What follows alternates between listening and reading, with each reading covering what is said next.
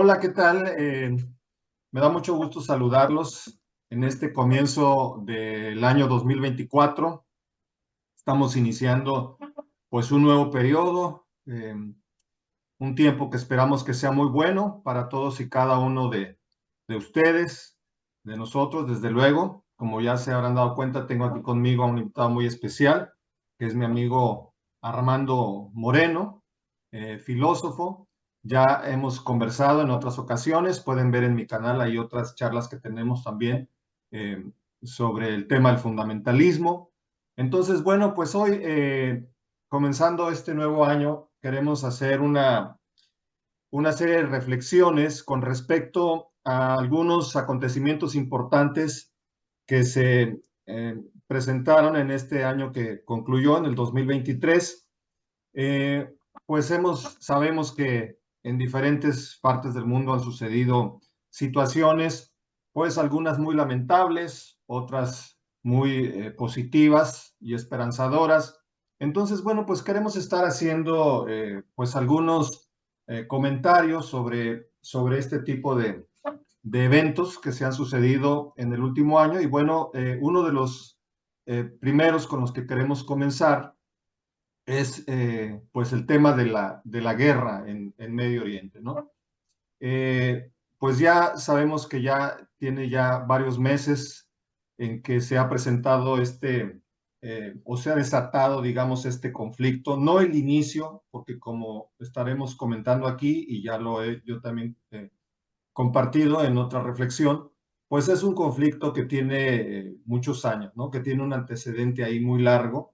No comienza con esta incursión, digamos, de este grupo armado palestino, Hamas, en, en, en Israel, sino que ya tiene pues una larga historia detrás, ¿no? Que hay que entender, hay que conocer para poder comprender mejor el conflicto. Pero bueno, digamos que ya esta situación, esta invasión, porque esto de llamarlo guerra, pues también parece que tendríamos que ponerlo en entredicho, no en cuestionamiento. Esta invasión que se ha dado ahora de parte de Israel, del ejército israelí en Palestina, que pues sin lugar a dudas hay que considerarlo como un genocidio. Bueno, pues es muy lamentable porque estamos hablando ya de más de 20,000 víctimas humanas, ¿no? Es decir, palestinos muertos, asesinados, ¿no? Por el ejército israelí, en donde pues ha habido desde luego muchísimos niños, mujeres, ancianos, etcétera.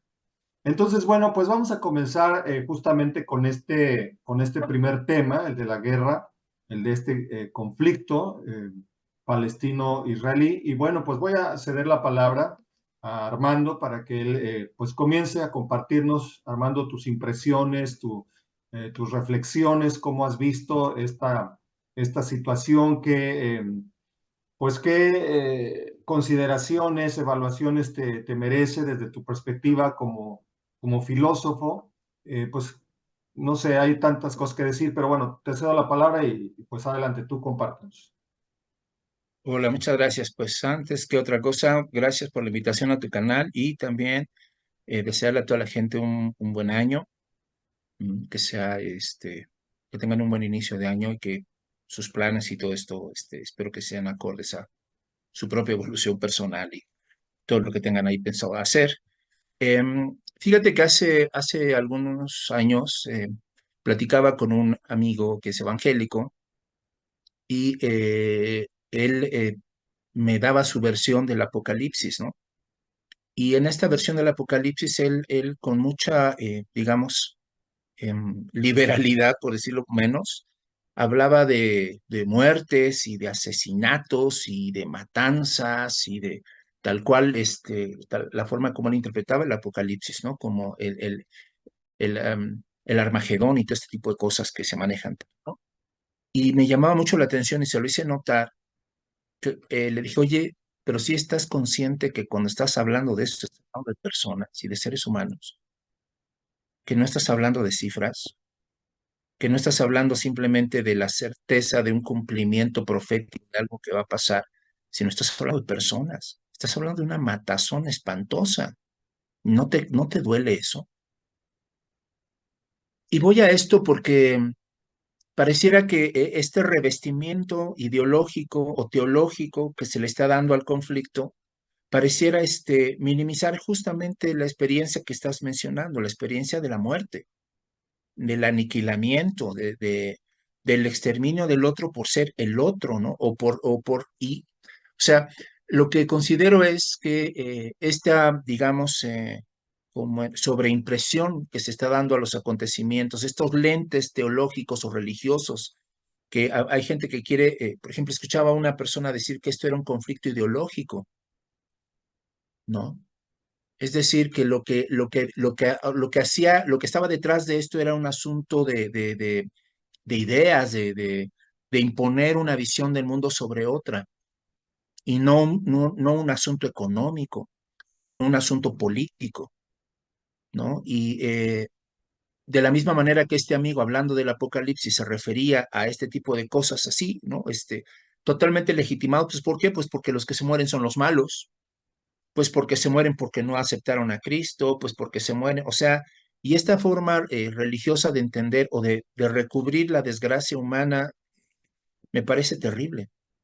Y eso es lo que está, eso, digamos, es el aspecto que yo quiero rescatar con mis comentarios sobre este asunto de la guerra. Cómo en cualquiera de los dos polos, tanto del fundamentalismo cristiano, básicamente, que es el, ¿no? Digamos, el soporte hasta económico, viene justamente de estas potencias que tienen esta visión sionista y que tienen un interés geoestratégico de mantener, ¿no? A Israel ahí sostenido, ¿no? Pero que utilizan un discurso religioso como para darle justificación, validación a la presencia militar violenta de Israel en ese lugar, ¿no? Es decir, una especie como de escrituras, pero en el sentido, ¿no?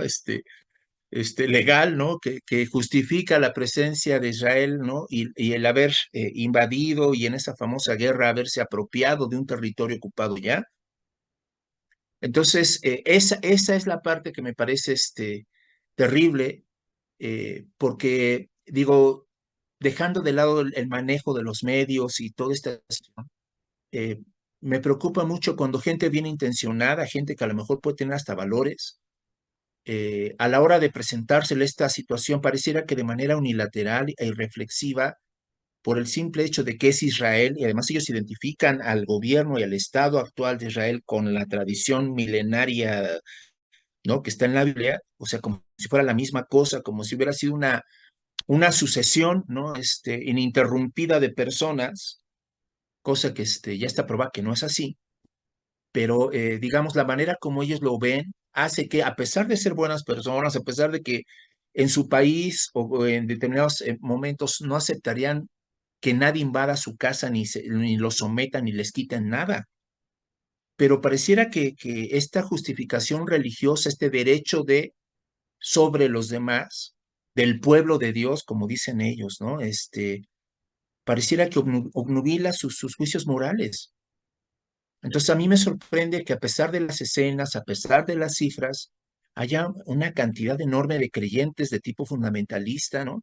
Que es básicamente, ¿no? Lamentablemente lo que impera en las iglesias latinoamericanas, que ven, digamos, como algo justo, como algo correcto, como algo legitimado hasta por la Biblia misma. Entonces, esto es a mí lo que me parece, digamos, preocupante, porque de esa misma manera se puede legitimar y se podría, si esto avanza y crece, se podrá seguir legitimando igual. Entonces, esa sería mi primera impresión, mi primera preocupación, fíjate, sobre estos lentes de pensar que este conflicto es un conflicto teológico, que este es un conflicto en el que es mi Dios contra el de ellos, Alá contra Yahvé o alguna cosa así, algún derecho de propiedad así, a ver quién tiene las escrituras más antiguas, o sea, una cosa terrible, que lo que termina es minimizando la barbarie, termina minimizando el abuso, termina minimizando actos de lesa humanidad, ¿no? Entonces, yo creo que esto es preocupante. Te digo preocupante porque al final del día lo está presentando y creyendo gente que en otras áreas tiene mucho más juicio, ¿no? Para distinguir esto y decir, no, no, no, hay cosas que no, y lo que tú gustes y mandes, pero frente a este tipo de justificación religiosa pareciera que su cerebro gira ¿no? Y terminan, terminan justificando una barbarie. No sé qué opines de eso, ¿verdad? Pero está terrible, ¿no?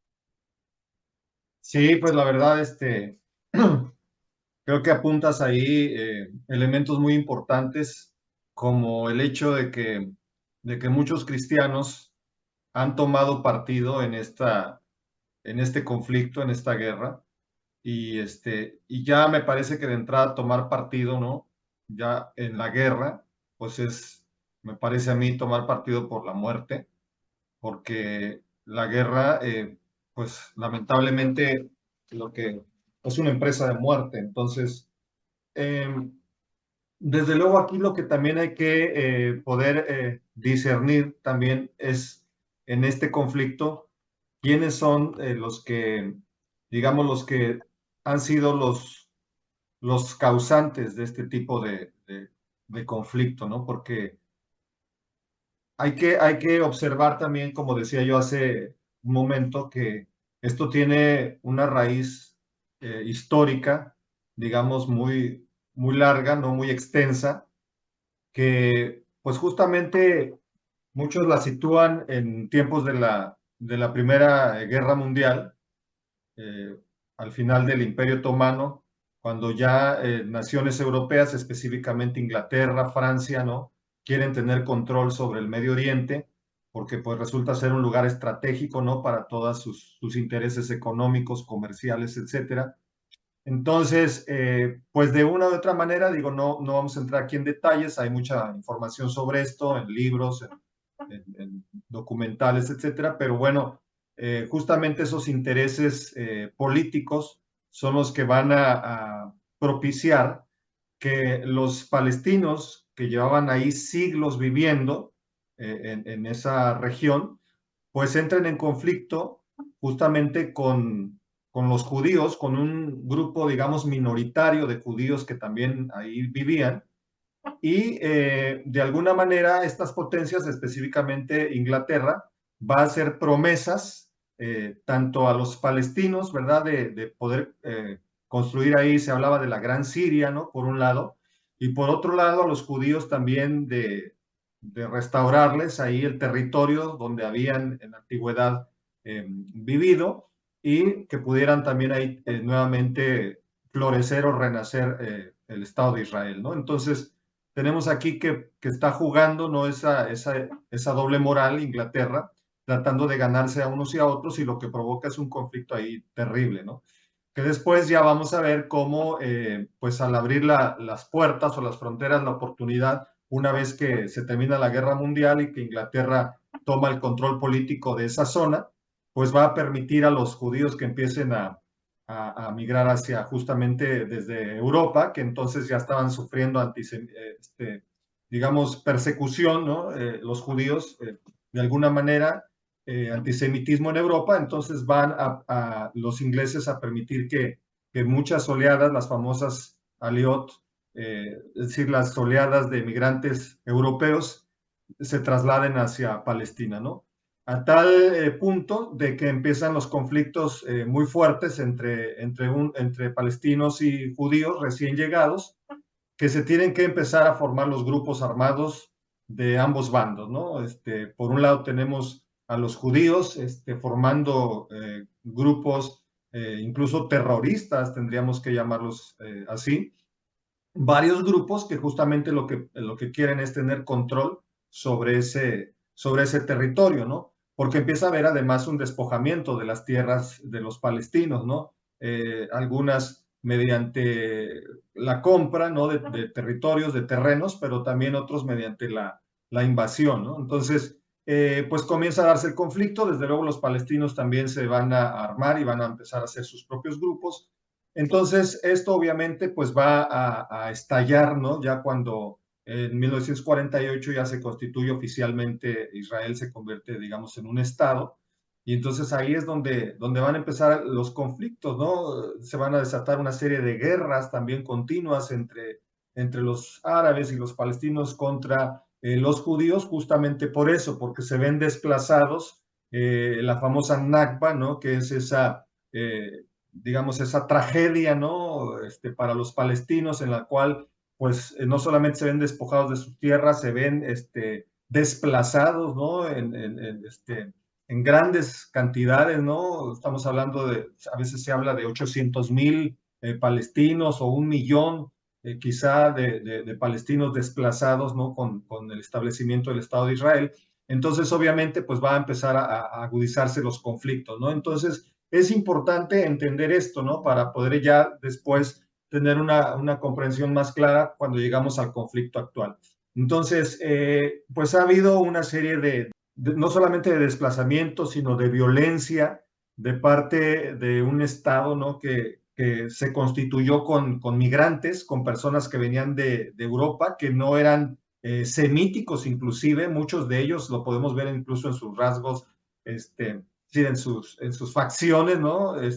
Raciales de los judíos que ahora en su mayoría habitan en Israel, pues es lo que muchos han llamado que realmente no son judíos puros o auténticos, sino son házaros, ¿no? Es decir, es una mezcla ya ahí de nacionalidades, de razas, ¿no? Y si quisiéramos buscar realmente el fenotipo digamos, de los auténticos eh, judíos, habría que buscarlos más entre los palestinos, ¿no? Porque ellos son personas que se han mantenido al menos durante siglos en ese lugar, ¿no? Y en cambio los judíos, digamos, modernos, que ahora habitan Israel, pues emigraron, ¿no? Desde Europa, desde diferentes países de Europa hacia Israel. Y bueno, esa es la razón que ahora vemos que en su mayoría tienen rasgos más europeos que propiamente de ahí, de la zona de Palestina, ¿no? Entonces, bueno, eso es, digamos, por mencionar solamente algunas cosas. Entonces, el conflicto, pues desde luego ha sido cada vez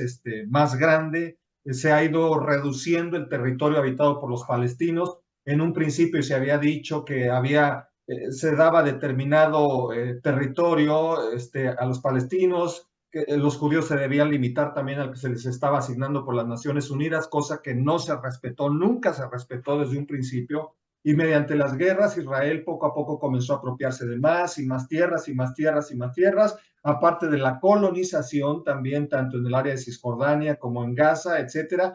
Después, para acabarla, empiezan a construir muros, ¿no? Literalmente muros de concreto que van aislando a estas poblaciones ya de por sí reducidas, diezmadas, y que después comienza ya a quedar ahí confinadas a tal punto que, por ejemplo, se considera a Gaza como una especie de prisión, ¿no? Al aire libre de 2 millones de seres humanos que estaban ahí confinados y que a los mismos palestinos ni en Gaza ni en Cisjordania les han permitido el libre tránsito, ¿no? De un lugar hacia otro. Entonces, el control de los recursos, ¿no? También el agua, electricidad, combustibles, etcétera. Y después, incluso ya ahora con el conflicto actual, pues inclusive se llegó a cortar esos suministros, ¿no?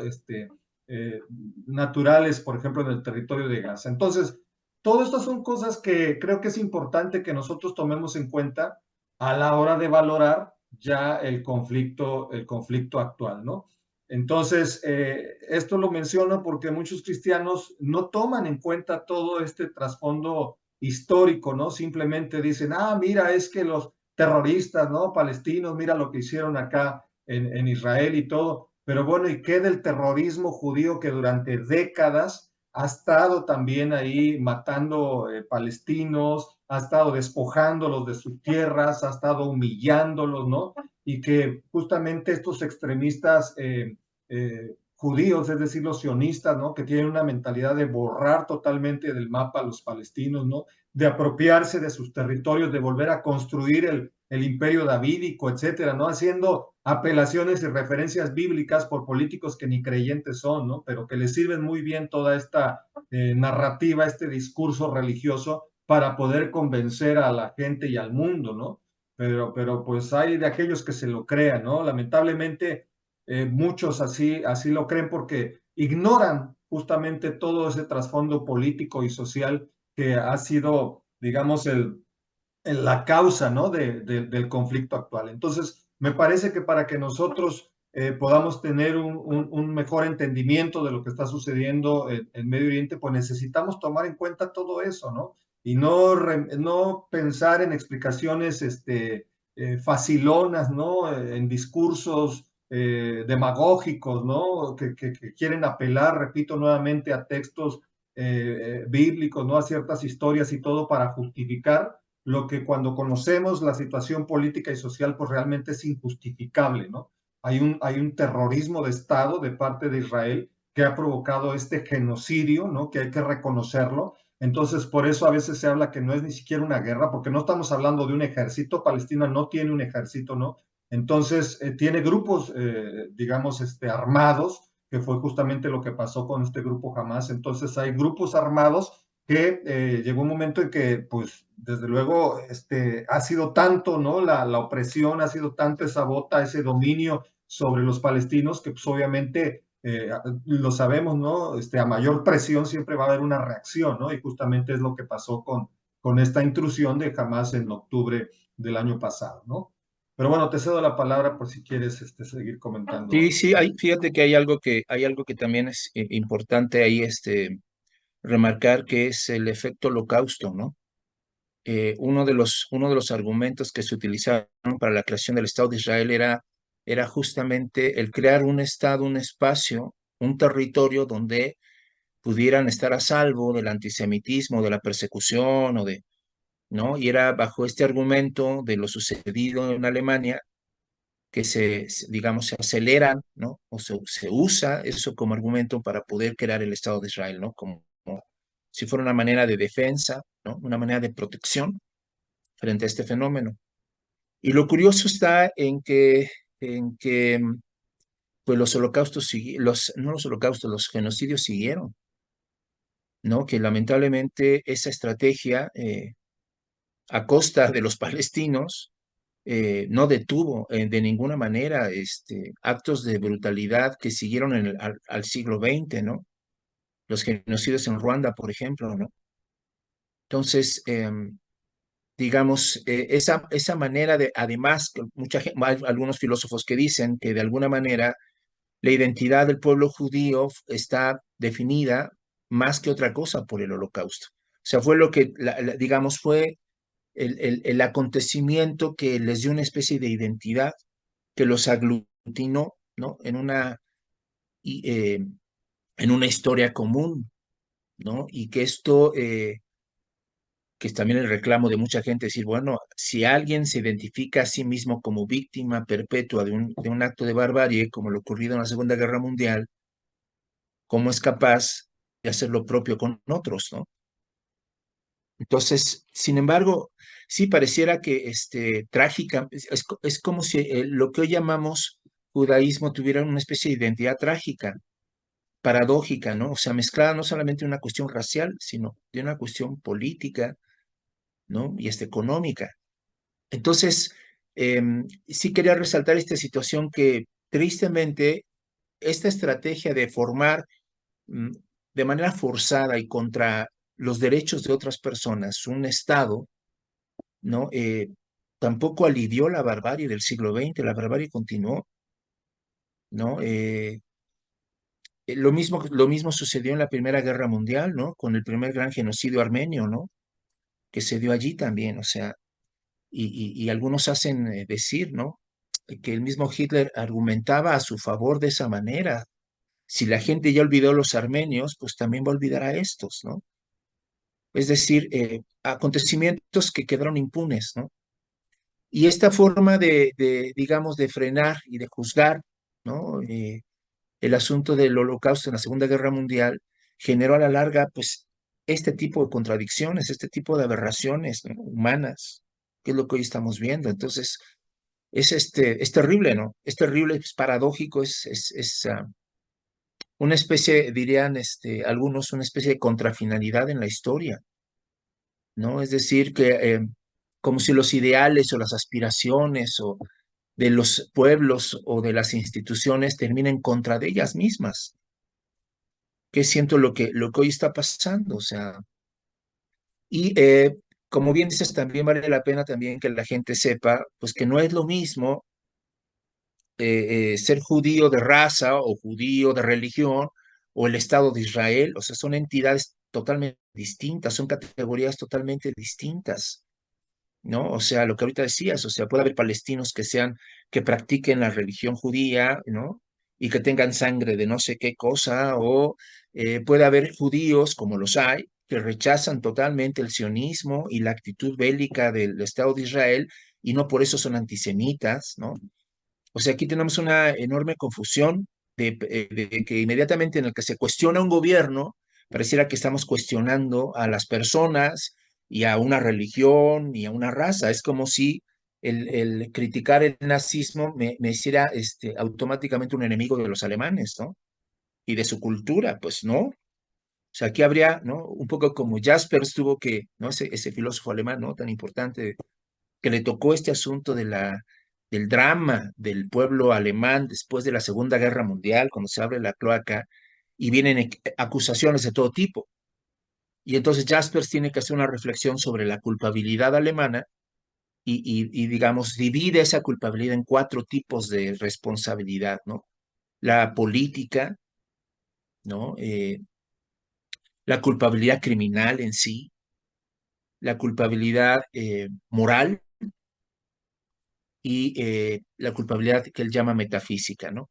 Entonces, de la misma manera, o sea, de la misma manera que Jaspers tuvo que hacer esta distinción para no juzgar como nazis a todos los alemanes, pues hoy en día tenemos que hacer una distinción similar, o sea, el hecho de que uno rechace o repudie la actitud bélica, beligerante y genocida de un gobierno no implica que yo esté ni peleado con la tradición judía, ni con ¿no? Ni con su espiritualidad, por ejemplo, ¿no? O con las personas judías que conozcamos, o sea, nada que ver. Sin embargo, hay gente que sí se lo está tomando todo muy personal, ¿eh? Y tengo algunos amigos judíos que lo están tomando así, que el momento, o sea, como si el mundo, porque digo, ha habido manifestaciones en todas partes pidiendo ya el cese de la violencia contra Gaza, ¿no? Es más, yo creo que es más la gente que está apoyando a Gaza que a Israel. Es, independientemente que sean los medios los que más tiendan a apoyar a Israel, ¿no? Pero yo siento que la gente está mucho más sensible con el pueblo palestino y hay judíos que lo están viendo eso como una actitud antisemita, como si está proliferando otra vez el antisemitismo, o sea, como si el hecho es lo que te decía, o sea, es como si ahora ser judío implica estar vacunado contra cualquier tipo de crítica al gobierno o a cualquier situación, o sea, es algo, la verdad, complicado para este tipo de mentalidades, ¿no? Y curiosamente, donde está digamos, el refuerzo más grande y más importante ideológico sobre esto, está en las iglesias cristianas. Pues esto es algo que, que, que debería de hacernos reflexionar un poco, ¿no? ¿Qué vínculos hay, qué intereses hay entre Estados Unidos e Israel, ¿no? Y que no haya, y que no se tenga la capacidad crítica para que las iglesias no se deslinden de esos intereses oscuros o económicos, ¿no? O políticos, y terminen utilizando la bandera, el discurso religioso para apoyar una serie de cuestiones aberrantes, ¿no? Esto es tremendo, ¿no? Sí, y fíjate que ahora que comentabas el tema del holocausto, me hizo recordar las palabras de alguien, ahora no recuerdo quién, dijo que los nazis habían sido los culpables del holocausto, pero los palestinos eran los que la estaban pagando, ¿no? Mm. Entonces, lo cual me parece terrible, porque ciertamente así parecen ser las cosas, ¿no? O sea, fueron los nazis quienes realmente produjeron ese genocidio contra los judíos en Europa, pero ahora con quienes pareciera que se están vengando, ¿no? Y con quienes están reproduciendo lo mismo, pues no ni siquiera contra los nazis, ¿no? Sino contra este pueblo, ¿no? Este indefenso que es el de Palestina, ¿no? Que por cierto, aquí me gustaría precisar un par de términos. Primero el de holocausto, ¿no?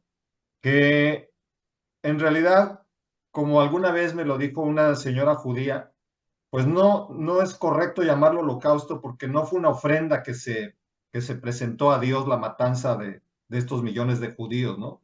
Entonces, en realidad lo que fue es un exterminio, ¿no? Entonces se usa mucho la palabra holocausto, pero pues si lo vemos desde ese punto de vista, digamos, religioso, la connotación de la palabra, pues no fue un holocausto, o sea, fue un exterminio que se cometió contra los judíos en Europa, ¿no? Por un lado. Por otro lado, también esta cuestión del antisemitismo, ¿no? Que está también tan desgastada y que ciertamente se usa mucho cuando se critica al sionismo, que bien lo has apuntado, ¿no? No todos los judíos son sionistas, ¿no? Eh, entonces, pero muchas veces cuando tú haces o cuando alguien hace críticas contra la política del Estado de Israel, pues se le acusa de antisemitista, ¿no?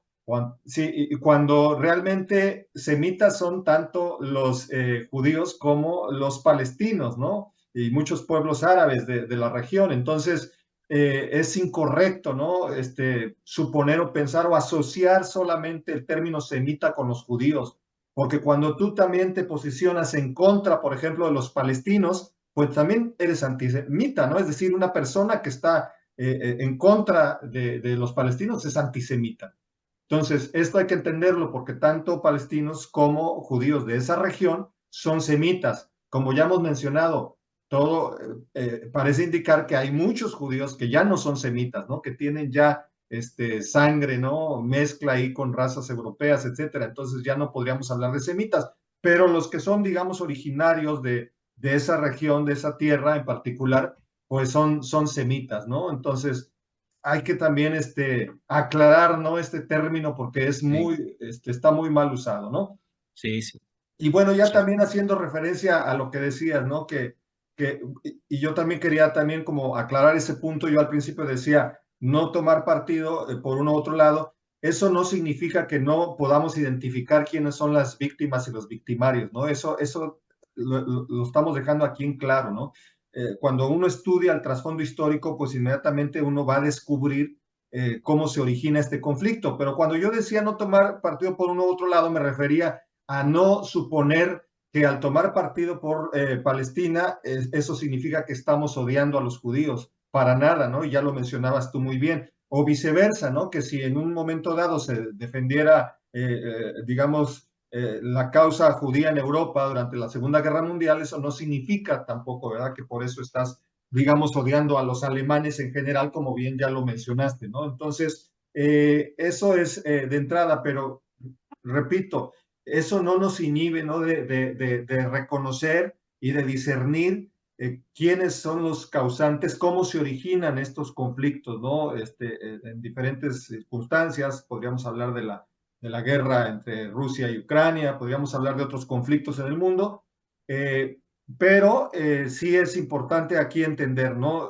Conocer las causas históricas, políticas, las coyunturas que se dieron sociales que originaron todo este tipo de conflictos, ¿no? Ahora, ya cuando entramos a la cuestión religiosa, pues ahí sí es un campo minado, yo lo compararía, ¿no? Porque realmente ahí se pueden usar los textos bíblicos, tanto de una confesión religiosa como de otra, para justificar tanto la guerra como la paz, ¿no? Es decir, podemos encontrar en la Biblia pasajes sumamente violentos que muchos cristianos belicistas han usado a lo largo de la historia para justificar justamente sus invasiones, sus conquistas, sus guerras, etcétera. Entonces, sí, es cierto, en la misma Biblia podemos encontrar textos, incluso hay un texto en Joel que encontré una Biblia que aparece la palabra guerra santa, ¿no? Que Dios está convocando a una guerra santa ahí en el libro de Joel. Entonces, podríamos usar muchos de esos textos, ¿no? Los salmos imprecatorios, por ejemplo, que hablan, ¿no? De cuando los judíos estaban en el exilio babilónico, ¿no? Y escriben esos cantos llenos de sentimientos de venganza y todo eso. Entonces, hay pasajes que son sumamente violentos, belicistas en la misma Biblia, ¿no? Pero también vamos a encontrar en la Biblia textos, digamos, que promueven la paz, ¿no? La concordia, la fraternidad, etcétera. Entonces, todo depende también uno cómo use los textos religiosos. Y lo mismo es con el Corán. En el Corán vamos a escuchar o vamos a poder leer, digamos, textos tan hermosos como aquel que dice que quien salva una vida salva a la humanidad. Pero también, por otro lado, podemos encontrar textos que parecieran incitar también a la conquista armada, ¿no? A la guerra, a la yihad, ¿no? Entonces, aquí, pues, creo que nuestra responsabilidad como lectores de estos textos de estas tradiciones, pues implica una hermenéutica, ¿no? Implica una interpretación de los textos, trabajar esos textos y pasar de la exégesis a la hermenéutica, o diríamos de la exégesis a la eisegesis, es decir, hacer una lectura contemporánea desde nuestro horizonte, ¿no? Como lectores actuales, cómo entender esos textos, y en una hermenéutica en donde podamos rescatar todas aquellas enseñanzas que promueven la vida, la concordia, la fraternidad, la paz, porque lo hay en todos los textos religiosos del mundo, ¿no? Como lo he dicho hace un momento, vamos a encontrar textos de muerte, pero también textos de vida. Entonces, pienso que nuestro papel como cristianos debe ser justamente rescatar todas esas enseñanzas de vida y no ver esos elementos meramente catastrofistas como los que tú mencionabas de esta persona, de este cristiano que solamente veía lo apocalíptico, ¿no? Y es cierto, hay muchos cristianos. Uno de mis alumnos me comentó que un líder de una iglesia cristiana le decía que ya ni siquiera había que orar, ¿no? Porque ya todo esto está profetizado, todo esto de las guerras, ¿no? Y todo, ya se va a acabar el mundo y entonces cualquier deseo, digamos, por la paz, pues es inútil, ¿no? Porque simplemente ya todo va hacia la catástrofe final, ¿no? Hacia el día del juicio final, ¿no? El doomsday. Entonces, pensar y concebir así la fe, el cristianismo, pues es algo muy lamentable, ¿no? Que además refleja una gran pobreza, no solamente intelectual, porque sí, sí la hay en no entenderlos e interpretar correctamente los textos sagrados, pero también una gran pobreza espiritual, me parece a mí, ¿no? Porque es apostar por la violencia y no optar por la paz, ¿no? Que son justamente los bienaventurados de Jesús, ¿no? Bienaventurados los pacíficos, dijo Jesús, porque ellos serán llamados hijos de Dios. Entonces, ¿dónde está todo ese deseo, ¿no? Que justamente son digamos, los componentes del reino, ¿no? Los componentes fundamentales del reino, que son la justicia, la paz, el amor, y que justamente pienso que es lo que como cristianos deberíamos estar promoviendo, ¿no? Y no la muerte. Es increíble que haya gente que todavía, cristianos o creyentes o religiosos, que estén apostando, ¿no? Porque siga la guerra y que ellos sigan diciendo que se va a matar. Escuché por ahí a un rabino dando una argumentación que me pareció terrible, diciendo que aplicando que la manera, digamos, esta reacción militar de Israel hacia los palestinos se va a parar hasta que se consiga la paz, ¿no? Decía él, que era como algo absurdo, ¿no? Cuestionar esta invasión militar de Israel o esta guerra de parte de Israel, que era absurdo cuestionarla porque decía, bueno, pues es que no se trata aquí simplemente de que si tú me mataste a una persona, yo te mato a otra, si tú mataste a 1000, yo mato a 1000. Dice, vamos a matar hasta que se consiga la paz. Dice, si se consigue la paz matando a una persona, bueno, pues matamos una persona, pero si para conseguir la paz necesitamos matar, no sé, 20,000, digamos, personas, pues habrá que matar esas 20,000 para conseguir la paz. Entonces me parecía algo tan, Brutal. tan torpe, además de brutal, ¿no?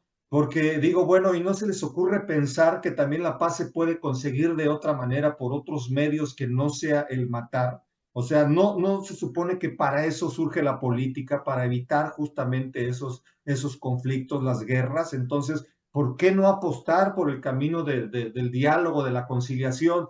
Claro, Israel argumenta y dice, no, es que los terroristas no dialogamos, ¿no? No pactamos ni dialogamos con terroristas, ¿no? Y ya desde ahí el simple hecho de descalificar un grupo de resistencia, ¿no? Armada, civil, como terrorista, pues ya tú mismo te estás cerrando al diálogo, porque tú mismo ya estás descalificando, ¿no? Entonces, ¿cómo quieres que el otro también se siente a dialogar cuando lo consideras un criminal, ¿no?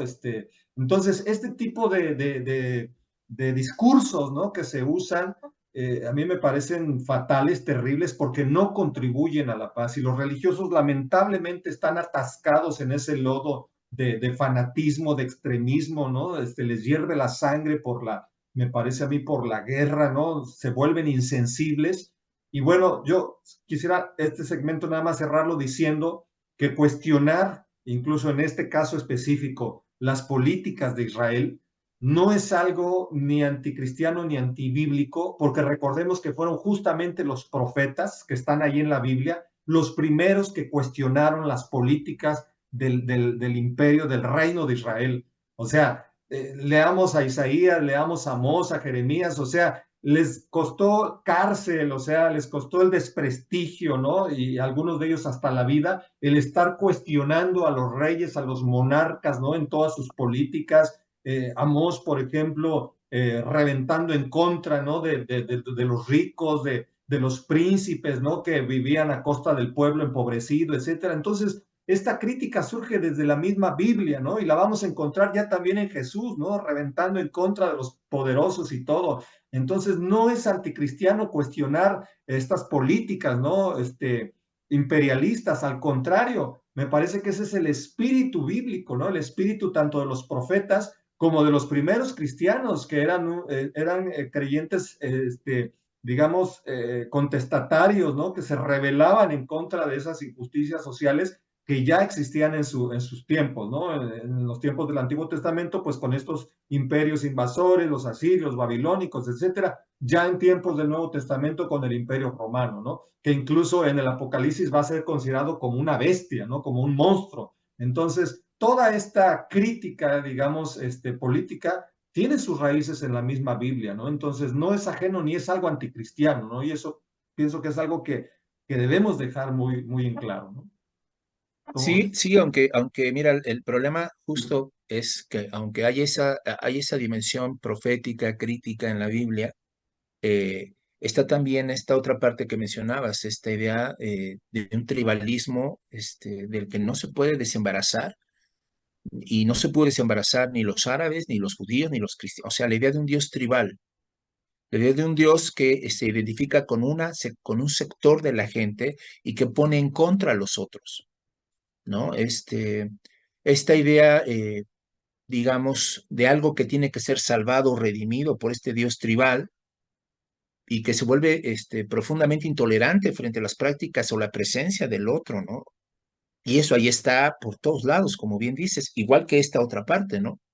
Pero el problema está cuando ese Dios tribal que está allí inserto en las escrituras justamente sigue alimentando el tribalismo actual, ¿no? Sigue esta necesidad de segregar al otro, porque al final del día el Dios tribal es el que también, digamos, va a estigmatizar la presencia del otro como enemigo, como lo opuesto, como lo malo, como el malo. O sea, esta idea de, digamos, de lo que Jung dice, ¿no? Respecto a la idea de Satán en el Antiguo Testamento, ¿no?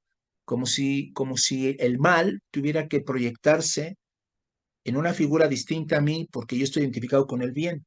O sea, no hay espacio para la autocrítica, no hay espacio para el mal en mí porque lo estoy poniendo en otro, ¿no? Porque yo estoy del lado de del Dios de los buenos, ¿no? Y los otros ahora son mis enemigos, ¿no? Ahora son, es decir, hasta un poco como Nietzsche decía, ¿no? Pareciera que mucha gente en esta distorsionada moral religiosa, pareciera que solamente se definen a sí mismos buenos, juzgando al otro como malo. Es decir, tú eres malo, por consecuencia yo soy bueno, ¿no? Es una forma muy, muy perversa digamos, de entender la dinámica del conflicto, ¿no? Decía por ahí un filósofo, ¿no? Y con esto concluyo igual este punto, que había como dos grandes tradiciones, o se generan dos grandes bloques de pensamiento en Oriente y en Medio Oriente. Y uno de estos fue esta idea de, de, de, de religiones de salvación, de religiones, pues sí, que tienen este como afán de convertir al otro. Bueno, el judaísmo se escapó bastantito de eso, ¿no? No era una religión misionera como el cristianismo, pero esta idea como soteriológica de la religión, como un espacio donde el otro o los otros tienen que ser salvados, vete a saber de qué cosas, ¿no? Pero que hay otra tradición que es más como la oriental, que es no tanto soteriológica, sino le llama sofiológica, es decir, es una religión que tiende más al despertar espiritual, a la iluminación, ¿no? A todo este proceso más interno, ¿no? Donde en realidad no hay, si te das cuenta, pues el budismo no ha sido una religión beligerante que yo sepa, ¿no? Aunque haya tenido sus conflictos internos o haya diferentes tipos, ¿no? De versiones y demás, ¿no? En la misma tradición budista, pero su actitud es distinta.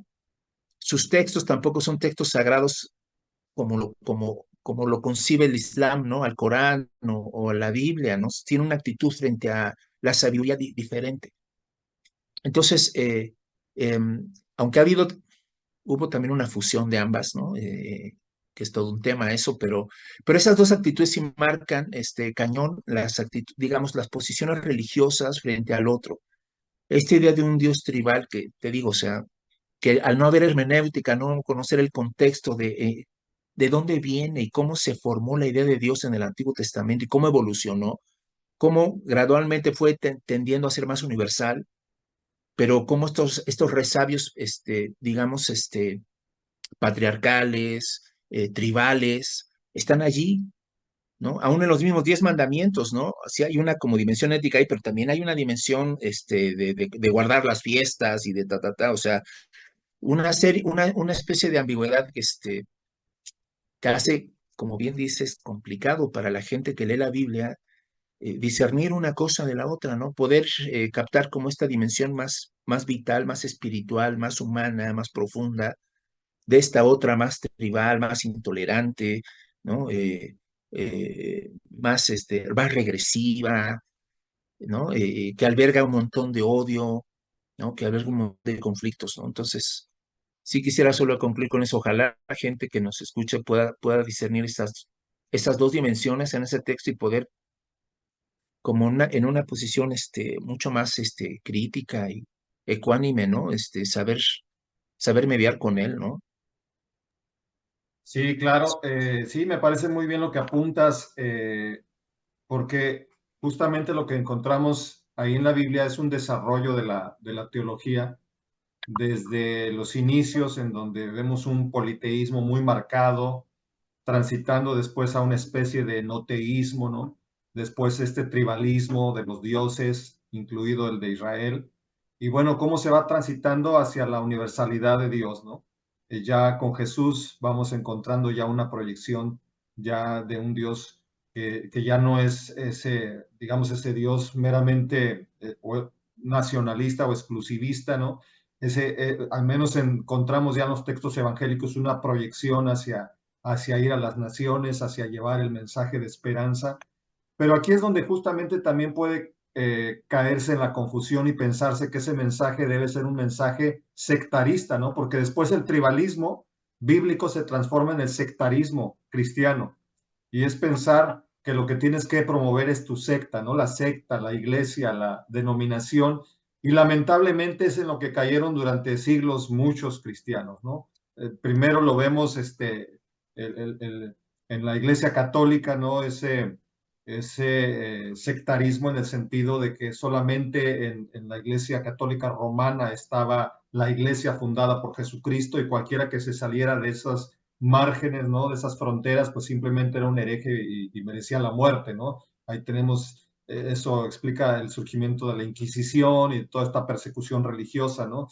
Pero después ya también en las diferentes corrientes protestantes vamos a encontrar ese sectarismo, ¿no? Ya no es un Dios tribal, ahora es el Dios de mi iglesia, el Dios de mi denominación, de mi secta, ¿no? Y de lo que se trata es de convertir a otras personas a la secta, ¿no? Del propagandista, del evangelista, ¿no? Y ese es un gran error, porque la proyección que vemos, otra vez profética, es algo muy diferente, ¿no? Por un Claro. lado, yo mencionaba en los profetas está la crítica, ¿no? Está esa palabra, digamos, de juicio, de reprensión, pero por otro lado está también la palabra de esperanza. Y en esa palabra de esperanza, pues los profetas siempre, de alguna manera los podemos ver como muy utópicos, ¿no? Porque empiezan a desarrollar toda una visión de una fraternidad universal, donde se acaben las guerras, donde las armas se conviertan en instrumentos de trabajo, ¿no? Y todo. Entonces, esto lo empezamos a ver ya desde los mismos profetas del Antiguo Testamento, ¿no? Una proyección hacia una fraternidad universal y que es, pienso yo, justamente lo que con Jesús se viene a consumar, ¿no? Tan es así que muchos filósofos cristianos ya de la posteridad van a concebir inclusive una proyección cósmica, ¿no? Como en el caso, pienso, de Teilhard de Chardin, cuando hablaba del punto omega, ¿no? De que todo tiende hacia la plenitud del universo, ¿no? Hacia el retorno, hacia Dios, ¿no? Y todo este tipo de cosas tan interesantes de personas que pienso que entendieron esa proyección que motivaba, que inspiraba a los profetas, ¿no? Ya no a pelear por un sectarismo, por un Dios tribal, un Dios exclusivista, un Dios de determinada religión, sino entender esta fraternidad universal, entender que puedes reconocer incluso en las creencias del otro, puedes encontrar analogías, puedes encontrar identidades.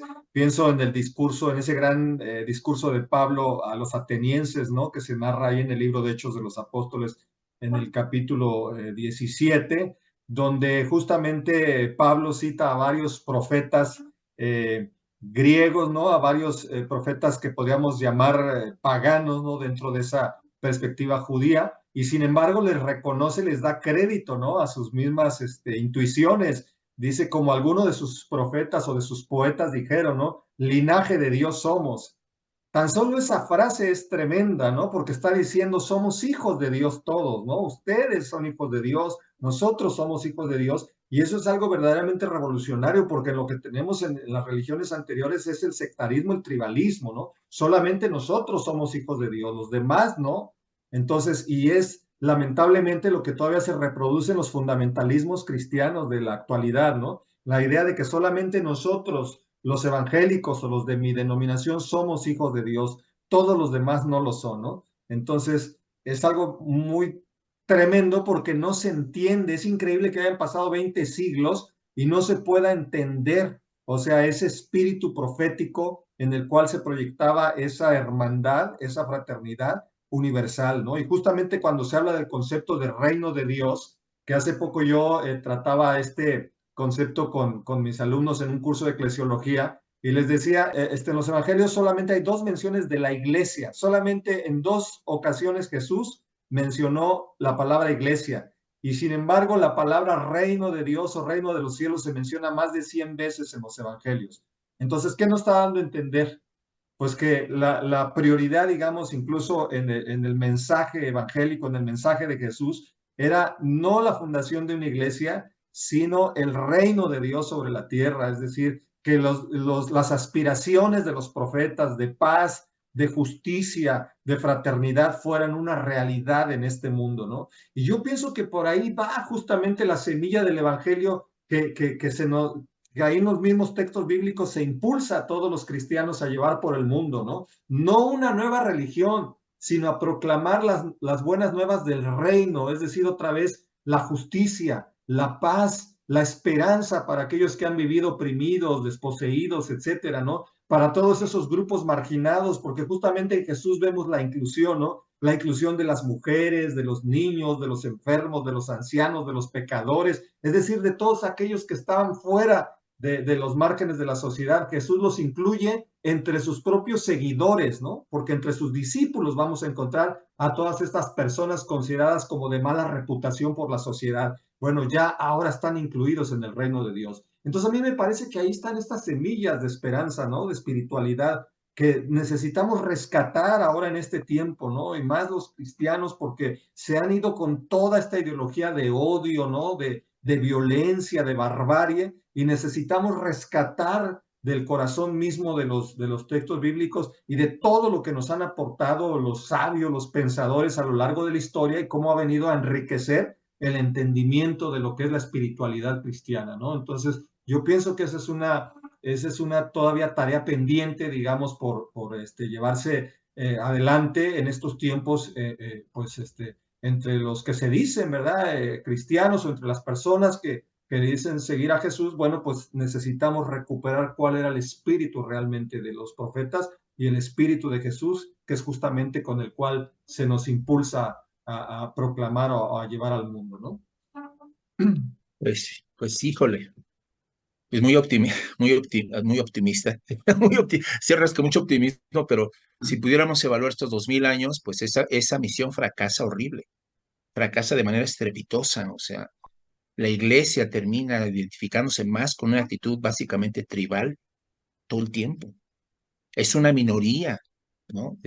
Digamos, la que mantuvo estos vínculos, esta idea, esta perspectiva, ¿no? De la que mencionas, realmente ha sido siempre una minoría. Digamos,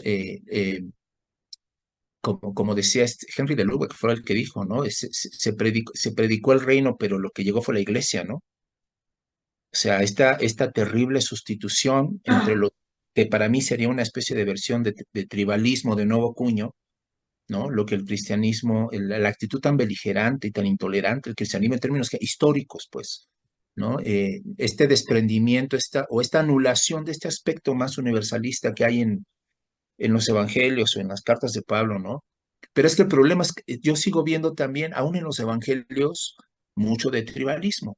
Hay mucha crítica de muchos que decían, bueno, es que en realidad el mensaje de Jesús era profundamente judío, ¿no? O sea, él hablaba como judío y le hablaba a los judíos, ¿no? Y si hay textos donde dice, no, yo vine primero a la casa, ¿no? A las ovejas de la casa de Israel, y así como que medio les hacía el feíto, ¿no? A los que se acercaban no siendo judíos, ustedes, ¿no? O, límpiense los pies, o sea, sí hay algo también tribal ¿no? Y es un poco lo que decíamos, es que están conviviendo esas dos categorías todo el tiempo, ¿no? Esa es como una cáscara, digamos, hay una semilla interior, pero dentro de una cáscara dura, que es difícil de romper. Y aún algunos también dicen, ¿no? Aún en el pensamiento de Pablo hay eso, o sea, estas, que he escuchado a muchos decir, ¿no? Que estas nuevas investigaciones sobre el cristianismo primitivo, que lo siguen, que ahora lo retrotraen a judaísmo puro,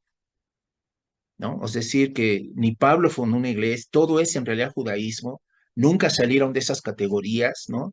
Y la universalidad esta tendrá que esperar más tiempo de hacerse más explícita, porque todavía hay como en el Nuevo Testamento esta dosis muy fuerte de judaísmo con estas semillas potenciales de universalidad que van a decir algunos, pues la modernidad las que las va a explotar, ¿no? Que el secularismo el que va a tener que desarrollar la universalidad, ¿no? Con esto de los discursos de los derechos del hombre, ¿no? De fraternidad, igualdad, bla, bla, bla, todo este show, ¿no? Que es todo un debate esto, ¿no? Todo un debate, pero sí creo que lamentablemente hoy, yo digo hoy más por lo que estamos platicando y lo que vamos a ver seguro también de la Iglesia Católica, ¿no? Que es lo que querías también que comentáramos sobre esta tensión dentro del catolicismo también sobre ética sexual, ¿no? Sí, Entonces, sí sigo viendo ahí como que cosas sí, muy complicadas. yo quiero que dejemos pendiente los otros temas para posteriores videos, porque realmente pues da para mucho, ¿no? Y hoy creo que es muy bueno que nos pudiéramos quedar con este primer tema que hemos reflexionado en torno al conflicto en el Medio Oriente. Y solamente decir que, bueno, sí coincido contigo definitivamente en el hecho de que en los mismos textos ya, por ejemplo, bíblicos, ¿no? Vamos a encontrar esas dos vertientes. Por un lado, esa vertiente tribal, nacionalista, belicista y demás. Pero por otro lado, también tenemos ahí esas semillas, ¿no? Esperanzadoras de vida, ¿no? De paz, de justicia, de Sí, fraternidad. Entonces aquí yo lo que siempre pienso es, tenemos que hacer un trabajo hermenéutico, ¿no? O sea, no puedes tomar simplemente los textos así tal cual están, porque pues si los tomas así, ya lo dije hace rato, puedes tomar textos para justificar la guerra, ¿no? La violencia y muchas otras barbaries. Entonces lo que se trata es de hacer un trabajo de exégesis, de decir, bueno, ciertamente aquí hay estos elementos raciales, ¿no? Digamos, patriarcales, inclusive machistas, clasistas, lo que tú quieras, racistas, pero también tenemos estos otros elementos que podemos rescatar, ¿no? Por ejemplo, ciertamente mencionabas en Pablo no podemos negar que hay un cierto tufo machista, pero por otro lado también sorprende textos como el de Gálatas 3:28, ¿no? Donde dice, ya no hay judío ni griego, ya no hay esclavo ni griego, ya no hay hombre ni mujer, porque todos somos uno en Cristo Jesús. Entonces tú dices, wow, ¿no? O sea, ¿qué onda? Entonces, bueno, ni modo, o sea, es esta bipolaridad, ¿no? Que hay en los mismos textos, digamos, llamados sagrados. Entonces, pues ese es el trabajo que tenemos que hacer nosotros, o sea, nos vamos a quedar con los textos que hablan, tomándolos así literalmente, de muerte, de violencia, o nos vamos a inspirar en aquellos pasajes que nos promueven la paz, la justicia, la misericordia, ¿no? La ayuda al prójimo, etcétera. En las parábolas de Jesús, por ejemplo, tenemos ahí enseñanzas muy interesantes, ¿no? En donde, por ejemplo, la del buen samaritano, ¿no?